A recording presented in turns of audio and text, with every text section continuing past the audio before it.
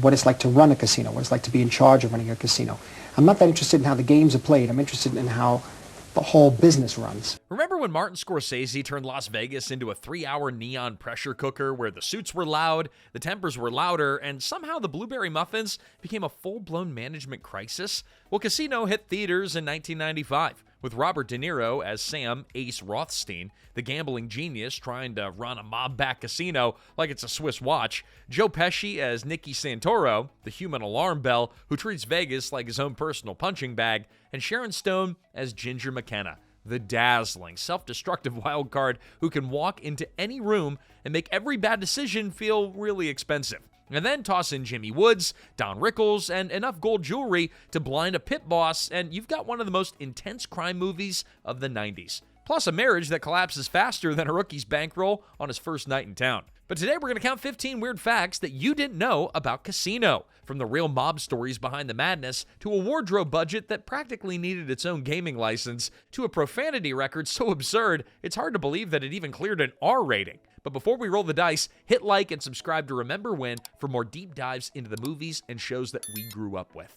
And share this with a friend who still quotes Joe Pesci like it's a perfectly normal social skill. All right, dealers dealing. Let's get into the countdown. Number 15, the most unbelievable scene was a true one. Casino is stuffed with violence, beatings, shootings, men buried alive, marriages detonating, and explosive kitchens. But one moment burrows in and never leaves. The head vice scene. Nicky Santoro clamps a metal vise around a guy's skull and then cranks until the eye gives out. Even by Scorsese standards, it feels like someone kind of crossed a line and then backed up and then crossed it again just to be thorough. The worst news? Scorsese didn't dream it up. The scene reenacts a 1962 M&M murders near Chicago, where the real Tony Spilotro and his crew worked over gangster Billy McCarthy for 3 days to make him give up his accomplice. McCarthy held out, so they put his head in a vise, and they squeezed until he finally coughed up the name Jimmy Miraglia. Both men ended up dead anyway. Nobody actually harmed an actor for the film. Thankfully, the effect came from a rigged prosthetic head,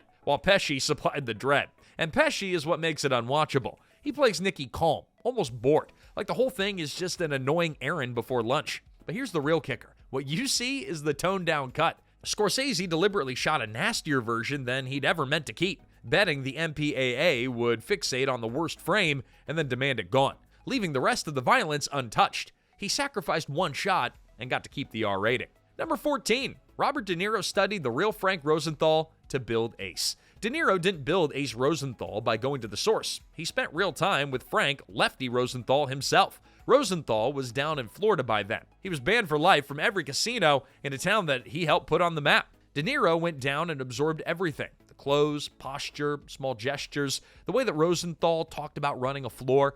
That study shaped how Ace moves. He doesn't stomp around barking threats like Pesci's Nicky. He runs a place like a wound-tight executive treats one stray detail as a possible federal incident. The control, the constant low-grade dread, the sense of a man tracking 12 problems at once while silently judging your parking job, all of it traces back to the real Rosenthal, who reportedly matched his watches to his shirts and treated appearances as part of the strategy. De Niro skipped the impression and went for the essence. The intelligence, discipline, the arrogance, the perfectionist quietly drowning in a world built on chaos. Number 13, Sharon Stone had to fight Hollywood to play Ginger. Try to picture Casino without Sharon Stone melting down across a blackjack table in sequins and cigarette smoke. You can't do it, right? Well, the studio could. For a while there, the part of Ginger McKenna was anybody's game. The names that got floated for the role read like a 90s magazine cover stack. Madonna, Nicole Kidman, Melanie Griffith, Uma Thurman, the usual short list of every glamorous name in town.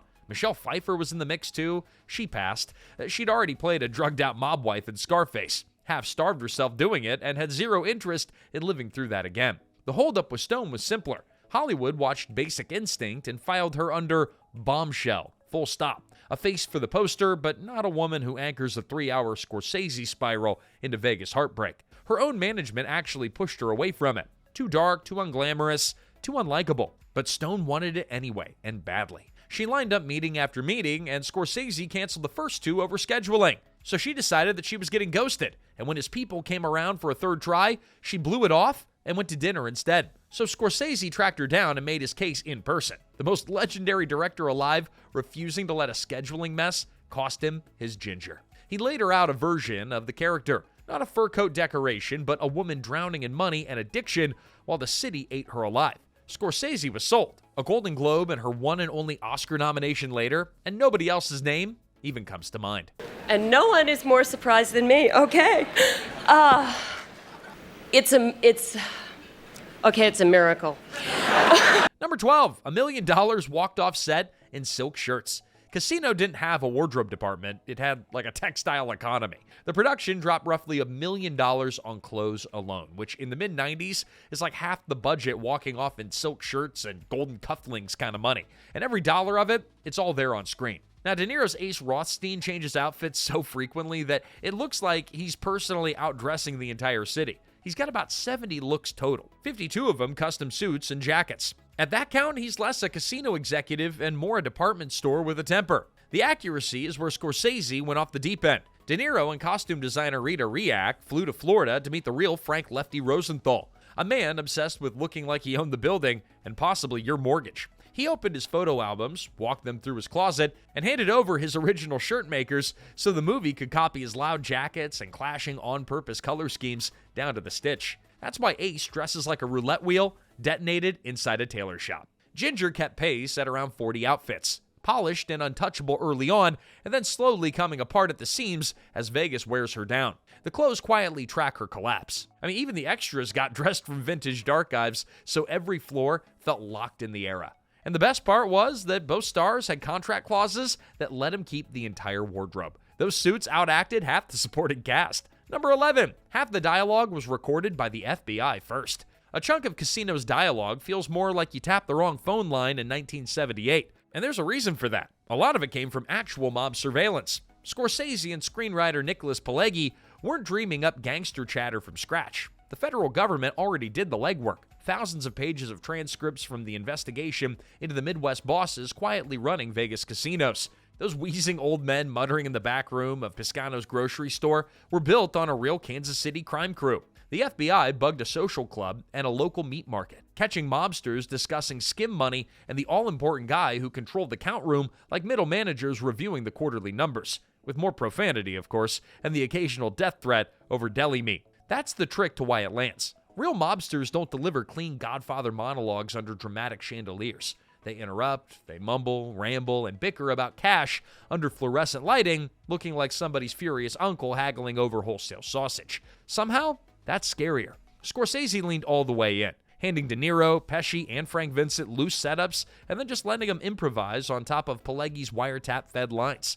Everybody talks over everybody, a tiny disagreement can curdle into a life-or-death problem, and Pesci, he always sounds just one syllable away from reaching for the steak knife. Number 10, the real Casino was still open just down the strip during filming. Here's the surreal thing about Casino. When audiences watched it in '95, the casino that inspired most of the story was still on the strip, open for business, and taking gamblers' money, glowing away like nothing happened. The Tangiers was invented, but everybody knew that it stood in for the Stardust, the real property that Frank Lefty Rosenthal secretly helped run during the skim era. The place survived long after the FBI took the operation apart, piece by piece. So while Scorsese shot the movie, the actual Stardust was just a couple of blocks away. By then, under Boyd Gaming, it hung on another decade, closing in November of 2006 before the towers came down in 2007. Today, it's Resorts World Las Vegas.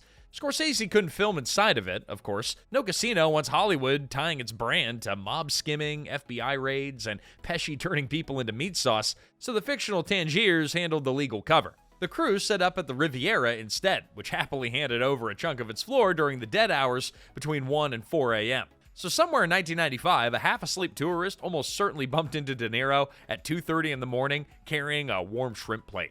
Even the Riviera drew a line, though, at its real count room. So the team built a fake one for the skim scenes. You could feel old Vegas dying under the neon, and Scorsese caught the funeral. Number 9, they barely changed anything but the names. Plenty of mob movies slap "based on a true story" on the poster, and then composite like 5 guys into one and invent half the plot.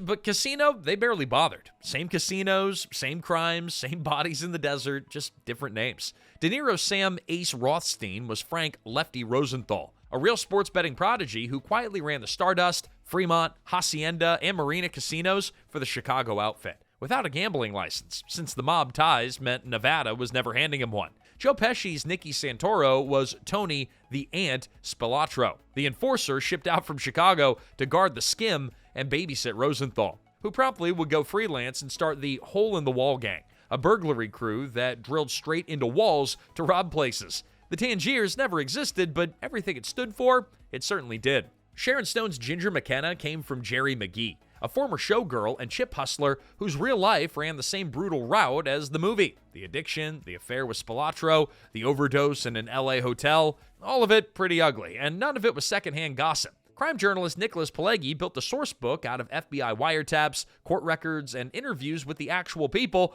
and then co-wrote the screenplay with Scorsese. So if the film stuck this close to the truth, why change the names at all? Well, because Rosenthal reportedly wanted to get paid for the use of his. So Lefty became Ace, and the man who'd been written into Nevada's Black Book and banned from every casino in the state got himself edited out of his own movie, too. Number 8, James Woods practically begged to get in. Now, Jimmy Woods wanted into casinos so badly that he skipped every middleman in Hollywood and just went straight to the source. He called Scorsese's office, and he left a message that's since become legend. Anytime, any place, any pot, any fee. That last part was the tell. Woods, he wasn't negotiating. He was telling Scorsese to name the price and the role. No conditions, just for the chance to work under him once. Scorsese already respected him and cast him almost on the spot as Lester Diamond, Ginger's slimy ex and part-time human migraine. Woods understood the assignment instantly. Lester might be the most punchable man in mob movie history. He's manipulative, smug, greasy, the type who mistakes a gold chain and a cordless phone for charisma. Scorsese gave him room to crank the sleaze into orbit, and the wardrobe followed. Loud jackets, tinted glasses, and enough jewelry to suggest that Lester thinks tasteful means owning more than one pinky ring. Now, every Ace and Lester scene played like a control freak watching the world's smarmiest ex haunt his marriage, with De Niro visibly calculating how legal homicide would have to be. Woods fought hard to play a parasite, and he nailed it. I'm a big Jimmy Woods fan. Hey, quick pause. Which casino character do you think stole the movie? Ace, Nicky, Ginger, or even Lester being the human equivalent of a bad decision in sunglasses? Drop it in the comments, and hey, while you're down there, hit like and subscribe so you don't miss our next trip back through movie history. Hey, where you going? The table's just heating up. Let's get back to the countdown. Number 7, 3 narrators and one gets cut off mid-sentence. Most movies live by one storytelling rule. You pick a narrator, stick with them, and that's it. Casino? Well, they broke that rule and then buried it in the desert like everything else in this movie. Scorsese keeps tossing the voiceover back and forth between De Niro's Ace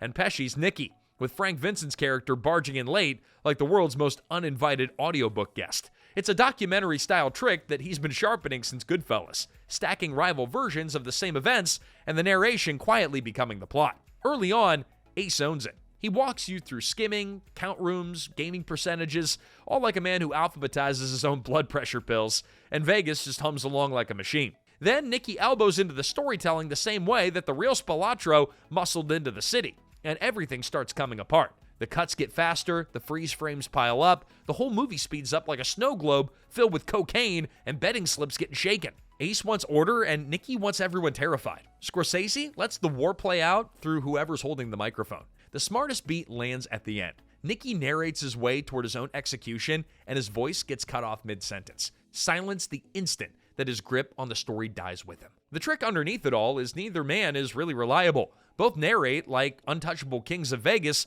while their empires crumble around them. By the finish, even the voiceover sounds pretty wrung out, and the gangsters, well, they get swapped for executives in golf shirts. Number 6, a manufacturing defect saved the real Ace's life. Now, Casino has De Niro's Ace climb into his car, turn the key, and then get launched into the air by a bomb wired under the seat. It's a big dramatic Hollywood set piece, except it really happened to Rosenthal, and the reason that he walked away is almost too stupid to be true. October of 1982, Rosenthal leaves the steakhouse, gets into his 1981 Cadillac Eldorado, and then starts it up. Somebody rigged a bomb near the gas tank, and the whole Cadillac blew up. Now, Rosenthal should have been vaporized, but he wasn't. That exact Cadillac had a known balancing problem, and to fix it, General Motors bolted a steel plate under the driver's seat. So when the bomb went off, the one slab of metal standing between Rosenthal and the blast was a factory patch for a design flaw that nobody thought twice about. The plate kicked the explosion away from him, and he was able to roll out of the door with just a few burns instead of becoming a headline. Sit with that. The mob couldn't kill him, A Cadillac engineering screw-up did what years of careful planning couldn't. It kept Lefty Rosenthal alive. And in true Vegas fashion, he climbed out of a burning car, told bystanders that someone was trying to kill him, and then refused to talk to the cops about a single thing. Whoever planted that bomb was never caught. Rosenthal, he took the hint, packed up, and left town not long after. Number 5, nobody would teach them how to cheat. Scorsese didn't want Casino to look like a real casino floor. He wanted it to be one. So he packed the production with people who actually lived it. Real dealers, real pit bosses, the kind of folks who can make every move at a table read as genuine. That part was fine. But then the producers tried to film how players cheated the house, and the whole thing then ground to a halt. Nobody would tell them exactly how it was done. They'd ask real gamblers, guys who spent decades quietly taking casinos for everything they had, and they got the same shrug every time. The producers later said that it was one of the toughest problems of the entire shoot. Not the violence, not the period detail, but figuring out how to cheat at blackjack. Which makes sense when you think about who they were asking. A cheat's whole career runs on the casino not knowing the trick. Put it in a Scorsese movie, and every pit boss on the strip sees it by opening weekend. No paycheck is worth touching the con that feeds you. So there is a little small funny hole right in the middle of the most authentic mob movie ever made. Scorsese nailed the skin, the count room, the suits, the swag, and the one secret that actually mattered, walked out the door with the guys who knew it. Number 4, two best friends spent 20 years killing each other for Scorsese. Watch the guy swinging the baseball bat in Nicky's cornfield death. That is Frank Vincent. His face should ring a bell because 5 years earlier, Joe Pesci did the same thing to him. In Goodfellas, Pesci's character beats Vincent's Billy Bats to death and then buries him in the woods. The whole thing kicked off by that, of course, classic line, "Hey, why don't you go home and get your shine box?" Scorsese flipped it for Casino, and this time it's Vincent holding the bat and Pesci going in the ground. Same director, opposite ends of the shovel. So what sells it is that the two of them were actually best friends. Not co-workers, but actual lifelong friends going back to the 60s, when Pesci sang and Vincent played the drums in the same nightclub circuit. They made their first movie together in 1976, and they kept showing up in each other's films for decades. Most of the films involved one brutalizing the other. Pesci roughs Vincent up in Raging Bull, he kills him in Goodfellas, and then finally takes his turn as the victim in Casino. They turned beating each other senseless on camera into almost a running bit. And Scorsese was glad to keep handing them the weapon. So that cornfield scene, it carries a little inside joke that only two of them were really in on. Pesci's getting paid back on screen by the friend that he'd buried in their last picture. Number 3, Scorsese dragged 1990s Vegas back 2 decades overnight. So when cameras rolled on Casino in the mid-90s, the Vegas that Scorsese needed was already vanishing. Mob-run Sin City was getting bulldozed into corporate mega-resorts, pirate shows, fake volcanoes, and enough neon to give astronauts a headache, even at the Stardust. But that left Scorsese with a tricky job. He had to make 1995 look like 1975 in a town busy selling tourists, a fake pyramid, and all-you-can-eat shrimp buffets. His fix was obsessive detail. The crew buried the modern casino floor under period-correct neon, carpeting, slot machines, and cocktail uniforms until every trace of present-day Vegas disappeared. The count room scenes hit hardest because Pileggi built them off real research into the Chicago outfit skim. Stacks of money evaporating before the tax man ever could see it. Everybody calm while millions slip out the back. Half a casino plays like hidden camera footage of Mob Vegas in its final nights. Number 2, Frank Rosenthal admitted that De Niro nailed him. Frank Lefty Rosenthal had every reason to resent Casino. The movie spun his life into a 3-hour spiral of paranoia, surveillance, and disastrous romantic decisions. So which part did he stand up and confirm is dead-on accurate? Actually, the muffins. Ace Rothstein's obsessive perfectionism in the film wasn't a Hollywood flourish. It was Rosenthal. On screen, Ace micromanages every inch of the Tangiers. The dealers, the kitchen, the cocktail service, and most famously, the breakfast pastries. There's a whole scene of him losing it because the kitchen put uneven amounts of blueberries in the muffins, demanding every last one match. Looks like a classic Scorsese touch, a control freak unraveling over seemingly nothing, except Rosenthal confirmed that that was real. This man genuinely policed the blueberries in his casino's muffins. His actual rule was at least 10 per muffin. That's what makes De Niro's Ace work. He's not a shouting gangster. He's a perfectionist that's quietly cracking among criminals. A guy who can stomach Pesci taking a hammer to someone's hand, but can't abide an inconsistent muffin. And number 1, The movie set an insane F-bomb record. Now, 3 hours into Casino, and the F-word stops being a curse and becomes more like punctuation. For years, Scorsese's Vegas epic sat among the most foul-mouthed mainstream movies ever released, landing the word roughly 422 times. 422! That's about 2.37 F-bombs per minute. Anyone who caught Casino on basic cable in the late 90s would hear like half the movie vanish behind the censor button, getting absolutely punished. None of it lands as movie tough guy posturing either. It's impulsive and constant, the way that real mobsters actually talked. Guys with two settings, annoyed or furious. And maybe sometimes both, but Scorsese knew exactly what he was doing. This blew past his own previous record from Goodfellas, which already packed in about 300. He looked at that number and decided that the only way up was to make everyone less stable. But the real punchline is who did most of the damage. Strip out one cast member and the count collapses, because Joe Pesci handles a massive share of the swearing himself. A wild chunk of the most foul-mouthed movie of its era is just one furious man in beautiful suits refusing to use a clean word when a filthy one will do. And there you have it, everyone. 15 weird and wild facts about Casino. Which one hit you the hardest? Which one did we forget? Well, drop into the comments, subscribe if you haven't yet, and share this with a friend who still quotes the muffin scene. And until next time, this is Remember When.